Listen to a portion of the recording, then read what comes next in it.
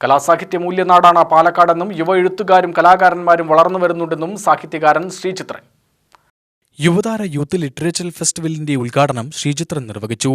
പണ്ട് സാഹിത്യ സൃഷ്ടിക്ക് കാശ് വാങ്ങരുത് എന്നായിരുന്നു.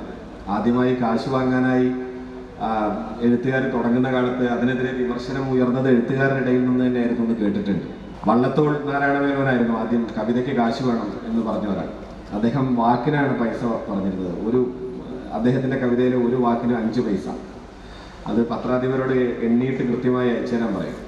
അപ്പോൾ അതിൽ ഇത്ര പൈസ കുറവാണെങ്കിൽ അടുത്ത തവണ കവിത അയക്കുമ്പോൾ അതിൽ മെൻഷൻ ചെയ്യും, നിങ്ങൾ എൻ്റെ ഒരു കവിതയിൽ മൊത്തത്തിൽ 236 വാക്കുണ്ടായിരുന്നു, നിങ്ങൾ 210 വാക്കിൻ്റെ പൈസ തന്നിട്ടുള്ളൂ, അടുത്തതിൽ അതുകൂടി കൂട്ടി അയക്കണം.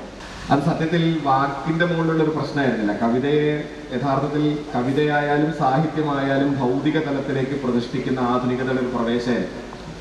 അന്ന് എതിരഭിപ്രായമുള്ളവർ അതിശക്തമായി വള്ളത്തോളിനെതിരെ വാദിച്ചിട്ടുണ്ട്. കവനത്തിന് കാശ് വാങ്ങയോ ശിവ എന്നൊക്കെ അന്ന് കവിതയുണ്ട്. കവനത്തിന് കാശ് വാങ്ങുന്നതിനോട് വലിയ തെറ്റില്ല.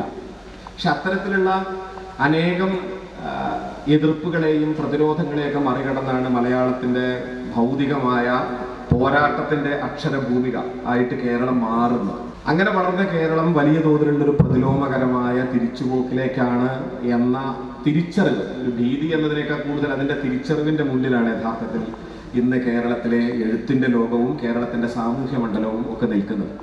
ഇന്ന് കേരളം അഭിമുഖീകരിക്കുന്ന സാമൂഹികവും രാഷ്ട്രീയവുമായ ഒരു വലിയ പിന്നടക്കത്തിൻ്റെ മുന്നിൽ വലിയൊരു പ്രതിരോധം, യുവത്വത്തിൻ്റെ പ്രതിരോധം ഉയർത്തേണ്ടതിൻ്റെ രാഷ്ട്രീയവും സാമൂഹികവുമായ ഉത്തരവാദിത്വമുണ്ട് എന്ന തിരിച്ചറിവിൽ നിന്നാണ് ഈ ഫെസ്റ്റിവൽ ഉണ്ടാകുന്നത് എന്നാണ് ഞാൻ മനസ്സിലാക്കുന്നത്. MT പിറവിയെടുത്ത പാലക്കാട് സാംസ്കാരിക പ്രവർത്തകരുടെ വളക്കൂറുള്ള മണ്ണാണ്. രചനാ വൈഭവം തീർക്കുന്ന ഒട്ടേറെ എഴുത്തുകാരും കലാപ്രവർത്തകരും വളർന്നു വരുന്നത് ആശാവാഹമാണ്. കേരളത്തിലാകെ സാംസ്കാരിക കലാപ്രവർത്തനങ്ങൾ ശക്തിയാർജിക്കുന്നുണ്ടെന്നും ശ്രീചിത്രൻ പറഞ്ഞു.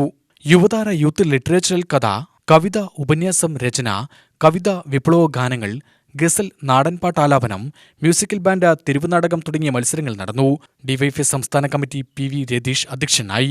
ഡിവൈഎഫ്ഐ ജില്ലാ സെക്രട്ടറി KC റിയാസുദ്ദീൻ, സാഹിത്യകാരൻ രാജേഷ് മേനോൻ, ഡിവൈഎഫ്ഐ ജില്ലാ പ്രസിഡന്റ് R ജയദേവൻ, ജില്ലാ ട്രഷറർ M രൺദീഷ്, SFI ജില്ലാ സെക്രട്ടറി S വിപിൻ, സംസ്ഥാന കമ്മിറ്റി അംഗം ഷിബി കൃഷ്ണ എന്നിവർ പങ്കെടുത്തു.